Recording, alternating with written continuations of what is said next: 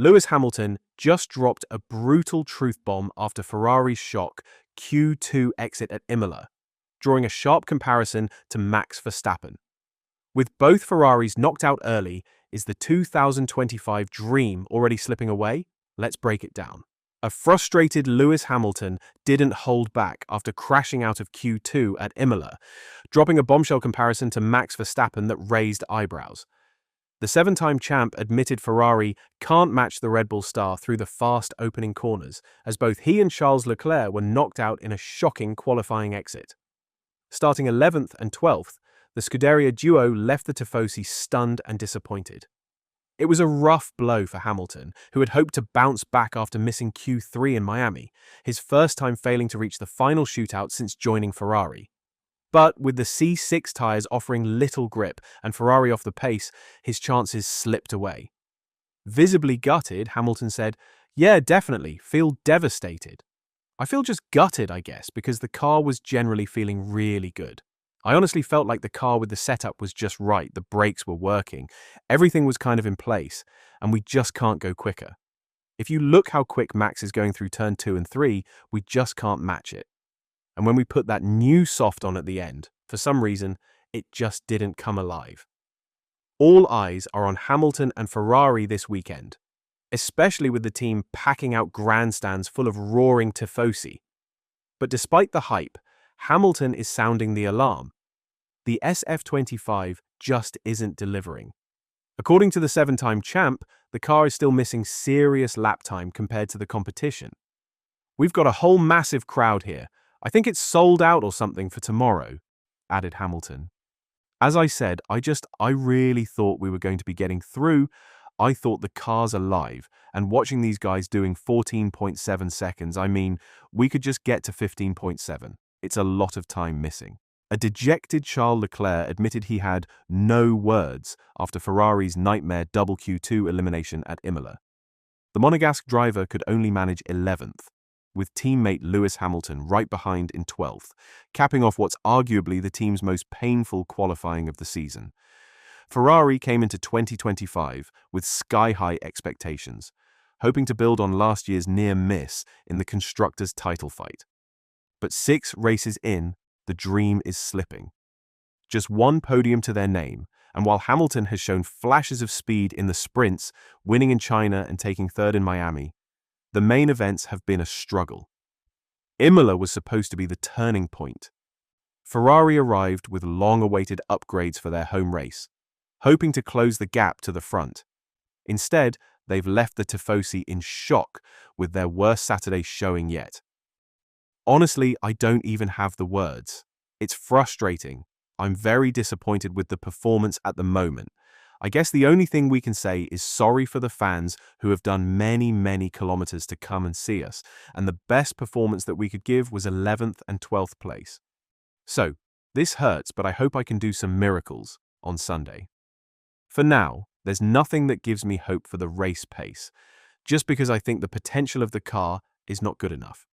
Ferrari hit rock bottom at Imola as both Lewis Hamilton and Charles Leclerc failed to make it out of Q2. On home soil, no less. It was a brutal blow in a season where the Scuderia is still hunting its first Grand Prix victory, with Hamilton yet to even reach the podium. In the aftermath, team boss Fred Vasseur stepped in to shield the current design team, led by Leclerc, from criticism. Vasseur pointed to legacy decisions made before Serra joined in October, subtly sidestepping any direct blame toward former technical director Enrico Cardile. Adding salt to the wound, Carlos Sainz, Ferrari's former driver, now at Williams, set the pace in Q2, knocking his old team out of the session entirely, a stinging reminder of how far things have spiraled. This isn't the first time Hamilton and Leclerc have voiced frustration over Ferrari's lack of speed, or worse, its lack of potential. So, where does the blame really lie? Some have pointed the finger at Ferrari's new technical director, Leclerc, fresh from Mercedes. But team boss Fred Vasseur isn't having it. He insists Serra inherited a package already set in stone, claiming 90% of the SF25 was locked in before Serra even arrived last October. That shifts the spotlight and the blame Back to former tech chief Enrico Cardile. But with his exit in July creating a leadership vacuum, it's Vasseur himself who's been left juggling the technical reins in the interim. And so far, the results have fallen far short of the mark.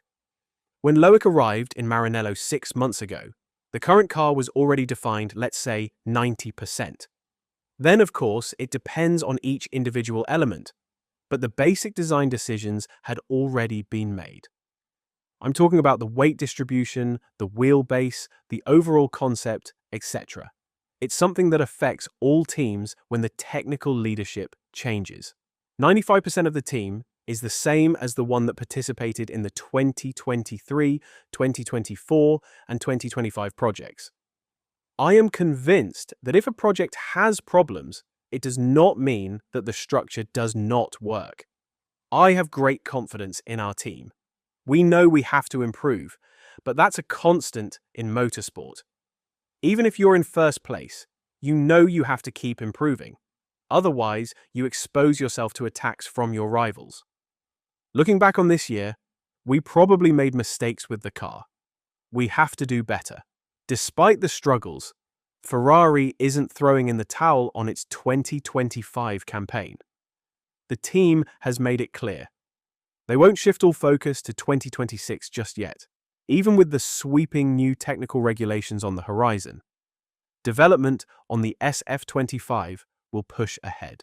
Often, at the end of race weekends, we find ourselves with the feeling that we haven't squeezed the most out of the car, and until we have that feeling, I can't say that I know the exact potential of the project. That's why I think there are still signs of improvement, he said. 6 races in, Ferrari sits a distant 4th in the constructors' standings, trailing McLaren by a staggering 152 points. In the Drivers' Championship, Leclerc and Hamilton are clinging to 5th and 7th, 78 and 90 points adrift of leader Oscar Piastri. Team boss Fred Vasseur is holding out hope that Sunday's Emilia Romagna Grand Prix can turn the tide and finally give the Tifosi something to cheer for. It will be up to us to try and see what we can do, he said. Even if we had good race pace on Friday, here is not the easiest place to overtake, so it will be a challenging afternoon, and we will probably have to take some risks, specifically in terms of the strategy. The SF25 continues to be a difficult beast to tame, and Hamilton admitted that starting 12th means he's likely to get stuck in the dreaded DRS train. Still, he believes there's solid pace in the car, just not enough to match the leaps Red Bull and McLaren have made. As he put it, that's where the real performance gap lies. This is not a great circuit to race on. It is great to drive a single lap, but overtaking, you get stuck in a DRS train, and there will not be a lot of movement. Strategy-wise, we'll try and pick them off. And I feel like the race pace could be good, but we have made progress this weekend, but it is still not where it needs to be. We need more upgrades. We've got to start adding performance. I mean, look at Max's rear. It just doesn't move. He's doing like 6 to 10 kph more than us at turn 2, and we can't match that.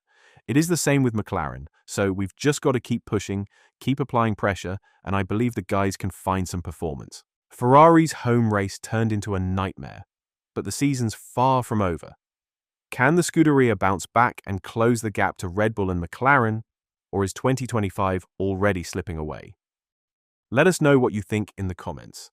Don't forget to like, subscribe, and hit the bell so you never miss a lap.